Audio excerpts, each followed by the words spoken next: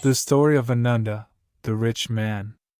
While residing at the Jetavana monastery, there was once a very wealthy man named Ananda in Savatthi.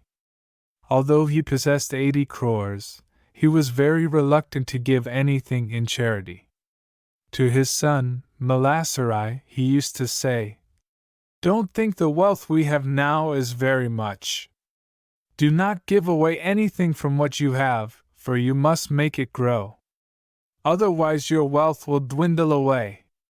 This rich man had 5 pots of gold buried in his house, and he died without revealing their location to his son. Ananda, the rich man, was reborn in a village of beggars, not far from Savatthi. From the time his mother was pregnant, the income of the beggars decreased. The villagers thought there must be a wicked and unlucky one amongst them. By dividing themselves up into groups and by the process of elimination, they came to the conclusion that the pregnant beggar woman must be the unfortunate one. Thus, she was driven out of the village. When her son was born, the son proved to be extremely ugly and repulsive. If she went out begging by herself, she would get as before, but if she went out with her son, she would get nothing. So, when the boy could go out by himself, his mother placed a plate in his hand and left him. As he wandered about in Savatthi, he remembered his old house and his past existence. So he went into the house. When the sons of his son Malasarai saw him, they were frightened by his ugly looks and began to cry. The servants then beat him and threw him out of the house.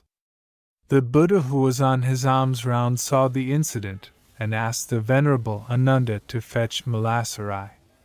When Malasarai came, the Buddha told him that the young beggar was his own father in his previous existence.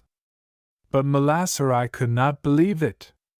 So, the Buddha directed the beggar boy to show where he had buried his 5 pots of gold. Then only, Malasarai accepted the truth, and from that time he became a devoted lay disciple of the Buddha. Then the Buddha spoke in verse as follows.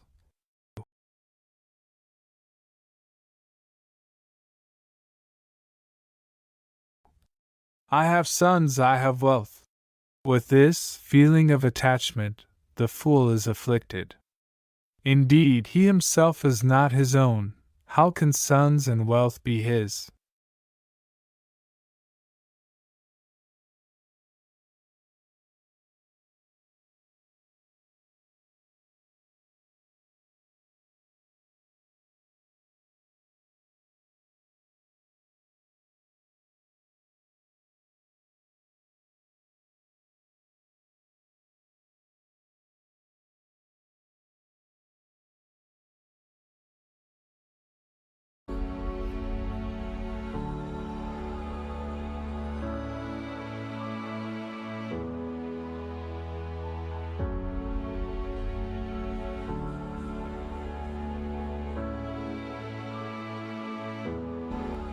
Thank you for watching.